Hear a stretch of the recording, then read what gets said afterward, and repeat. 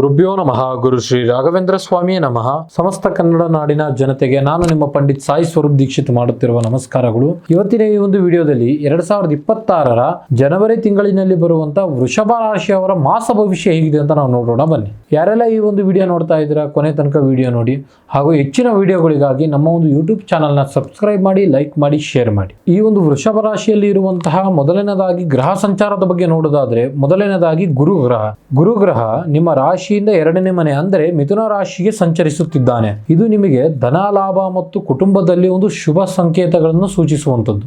ಇದರ ಜೊತೆಗೆ ಶನಿ 11ನೇ ಮನೆಯಲ್ಲಿ ಇರೋದ್ರಿಂದ ಇದು ಅತಿ ಹೆಚ್ಚು ಲಾಭದ ಸ್ಥಾನವಾಗಿರುತ್ತದೆ. ಹಾಗಾಗಿ ನಿಮ್ಮ ದೀರ್ಘಕಾಲದ ಆಸೆಗಳು ಏನೇ ಇದ್ರೂ ಕೂಡ ಈಡೇರುವಂಥ ಸಂಗತಿಗಳು ಬಹಳ ಇದೆ. ಇನ್ನು ಸೂರ್ಯಗ್ರಹನ ಬಗ್ಗೆ ನೋಡೋದಾದ್ರೆ, ಜನವರಿ 14ನೇ ತಾರೀಕು ತನಕ 8ನೇ ಗ್ರಹದಲ್ಲಿ ಸಂಚಾರ ಮಾಡ್ತಾ ಇರ್ತಾನೆ. 14ನೇ ತಾರೀಕು ಕಳೆದ ನಂತರ 9ನೇ ಗ್ರಹಕ್ಕೆ ಪಾದಾರ್ಪಣೆ ಆಗುವುದರಿಂದ ಅತಿ ಹೆಚ್ಚು ನಿಮಗೆ ಲಾಭದಾಯಕವಾಗಿ ಸೇರುವಂಥದ್ದು. ಅಂದರೆ ಅರ್ಧ ತಿಂಗಳು ನಿಮಗೆ ಲಾಭದಾಯಕವಾಗಿ ಸಿಗದೇ ಇರುವಂಥದ್ದು, ಅದಾದ ನಂತರ ಕೊನೆಯ ಒಂದು ಅರ್ಧ ತಿಂಗಳಲ್ಲಿ ಅತಿ ಹೆಚ್ಚು ಲಾಭದಾಯಕವಾಗಿ ಸೇರುವಂಥ ಸಾಧ್ಯತೆ ಸಂಗತಿಗಳು ಬಹಳ ಇವೆ. ಇನ್ನು ನೆಕ್ಸ್ಟ್ ರಾಹು ಕೇತುವಿನ ವಿಚಾರದ ಬಗ್ಗೆ ನೋಡೋದಾದ್ರೆ, ರಾಹು ಕೇತು 10ನೇ ಮನೆಯಲ್ಲಿ ಇರೋದ್ರಿಂದ ಅನಿರೀಕ್ಷಿತ ಬದಲಾವಣೆಗಳು, ಅನಿರೀಕ್ಷಿತ ಲಾಭದಾಯಕಗಳು ಸೇರುವಂಥ ಸಾಧ್ಯತೆ ಸಂಗತಿಗಳು ಬಹಳ ಇವೆ. ಇನ್ನು ಇದರ ಜೊತೆಗೆ ವೃತ್ತಿ ಮತ್ತು ವ್ಯವಹಾರದ ಬಗ್ಗೆ ನಾವು ನೋಡೋದಾಯ್ತು ಅಂತ ಹೇಳಿದ್ರೆ, ಕೆಲಸ ಮಾಡುತ್ತಿರುವಂಥವರು ಆಫೀಸ್ನಲ್ಲಿ ನಿಮ್ಮ ಪ್ರಭಾವ ಹೆಚ್ಚಾಗುವಂಥದ್ದು. ಯಾರೆಲ್ಲ ಒಂದು ವರ್ಗಾವಣೆ ಅಥವಾ ಟ್ರಾನ್ಸ್ಫರ್ ಮಾಡಬೇಕು ಅಂತ ಯೋಚನೆ ಮಾಡ್ತಾ ಇದ್ದೀರಿ, ನೀವು ಯೋಚನೆ ಮಾಡುವಂಥ ಸ್ಥಳದಲ್ಲೇ ನಿಮಗೆ ಕೆಲಸ ಸಿಗುವಂಥ ಸಂಗತಿಗಳು ಬಹಳ ಇವೆ. ಹಿರಿಯ ಅಧಿಕಾರಿಗಳಿಂದ ನಿಮಗೆ ಅತಿ ಹೆಚ್ಚು ಮೆಚ್ಚುಗೆ ಸಿಗುವಂಥದ್ದು. ಯಾರಾದರೂ ಒಂದು ಹೊಸ ಬಿಸ್ನೆಸ್ ಪ್ರಾರಂಭ ಮಾಡಬೇಕು, ವ್ಯವಹಾರ ಶುರು ಮಾಡಬೇಕು ಅಂತ ಯೋಚನೆ ಮಾಡ್ತಾ ಇದ್ದರೆ, ಈ ತಿಂಗಳು ನಿಮಗೆ ಬಹಳ ಒಂದು ವಿಶೇಷವಾಗಿ ಯಶಸ್ಸು ಸಿಗುವಂಥ ಲಕ್ಷಣಗಳು ಭಾಳ ಇವೆ. ಅಥವಾ ನೀವೇನಾದರೂ ಪಾರ್ಟ್ನರ್ಶಿಪ್ ಹಿಂದೆಲ್ಲ ಏನಾದರೂ ಮಾಡ್ಕೊಂಬಂದಿದ್ರೆ, ಇದು ಈ ವರ್ಷ ಈ ಒಂದು ತಿಂಗಳಿನಲ್ಲಿ ನಿಮಗೆ ಅತಿ ಹೆಚ್ಚು ಲಾಭದಾಯಕವಾಗಿ ಸೇರುವಂಥದ್ದು.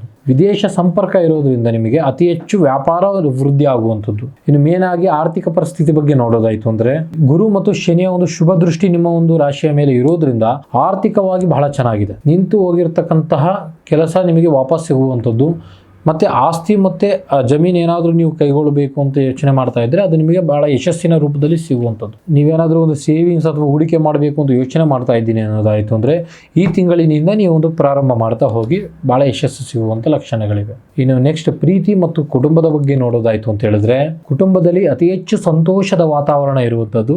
ನಿಮ್ಮ ಒಂದು ಮಾತಿಗೆ ಮನೆಯಲ್ಲಿ ಅತಿ ಹೆಚ್ಚು ಮನ್ನಣೆ ಸಿಗುವಂಥದ್ದು. ಯಾರೆಲ್ಲ ಒಂದು ಮದುವೆ ಆಗಬೇಕು ಅಂತ ಯೋಚನೆ ಮಾಡ್ತಾ ಇದ್ದೀರಿ, ಮನೆಯಲ್ಲಿ ಎಲ್ಲರಿಗೂ ಸಹ ಕಂಕಣ ಭಾಗ್ಯ ಕೂಡಿ ಬರುವಂಥದ್ದು ಮತ್ತು ಮದುವೆ ಬಗ್ಗೆ ಒಂದು ಮಾತುಕತೆ ಮಾಡುವಂಥದ್ದು ಶುರುವಾಗುವಂಥ ಲಕ್ಷಣಗಳು ಈ ಒಂದು ತಿಂಗಳಿನಲ್ಲಿ ಇವೆ. ಇನ್ನು ಪ್ರೀತಿಯ ವಿಚಾರದ ಬಗ್ಗೆ ಹೇಳೋದಾದ್ರೆ, ಸಂಗಾತಿಯ ಜೊತೆಗೆ ಪ್ರವಾಸ ಮಾಡುವಂಥ ಸಾಧ್ಯತೆಗಳು ಬಹಳ ಇವೆ. ನೀವು ಯಾರೆಲ್ಲ ಈ ಒಂದು ಪ್ರವಾಸ ಮಾಡೋರಿದ್ದೀರಿ, ಅದರ ಜೊತೆಗೆ ನಿಮ್ಮ ಒಂದು ಸಂಬಂಧ ಇನ್ನು ಗಟ್ಟಿಯಾಗುವಂಥ ಸಾಧ್ಯತೆಗಳು ಬಹಳ ಇವೆ. ಇನ್ನು ಆರೋಗ್ಯದ ಬಗ್ಗೆ ಹೇಳೋದಾಯ್ತು ಅಂತ ಹೇಳಿದ್ರೆ, ಆರೋಗ್ಯದ ವಿಚಾರದ ಬಗ್ಗೆ ಬಹಳನೇ ಚೆನ್ನಾಗಿದೆ. ಆದರೆ ಜನವರಿ ತಿಂಗಳ ಒಂದು ಪ್ರಾರಂಭದಲ್ಲಿ ಅತಿ ಹೆಚ್ಚು ನಿಮ್ಮ ಕೆಲಸ ಕಾರ್ಯದಿಂದ ಸ್ಟ್ರೆಸ್ ಆಗಿ ನಿಮ್ಮ ಒಂದು ಮಾನಸಿಕವಾಗಿ ನೋವಾಗುವಂಥ ಸಾಧ್ಯತೆಗಳು, ಆರೋಗ್ಯದಲ್ಲಿ ಏರುಪೇರು ಆಗುವಂಥ ಸಾಧ್ಯತೆಗಳು ಭಾಳ ಇದೆ. ಹಾಗಾಗಿ ಗಮನ ಇಡಿ. ಇದರಲ್ಲಿ ಮೇನ್ ಆಗಿ ಹೊರಗಡೆ ತಿನ್ನುವಂಥ ಆಹಾರ ಪದಾರ್ಥಗಳಿಂದ ಸ್ವಲ್ಪ ಎಚ್ಚರವಾಗಿರಿ. ಯೋಗ ಮತ್ತು ಒಳ್ಳೆಯ ಆಹಾರ ಕಡೆಗೆ ಗಮನ ಕೊಡಿ. ಈ ಒಂದು ವೃಷಭ ರಾಶಿಯಲ್ಲಿ ಇರುವಂಥ ವ್ಯಕ್ತಿಗಳಿಗೆ ಪರಿಹಾರ ಮಾರ್ಗ ತಿಳಿಸಿಕೊಡೋದಾದ್ರೆ, ಪ್ರತಿ ಶುಕ್ರವಾರ ಲಕ್ಷ್ಮೀ ದೇವಿಗೆ ಬಿಳಿ ಹೂವನ್ನು ಅರ್ಪಣೆ ಮಾಡಿ. ಅರ್ಪಿಸಿದ ನಂತರ ಲಕ್ಷ್ಮಿ ಅಸ್ತೋತ್ರವನ್ನು ಪಠಿಸಿ.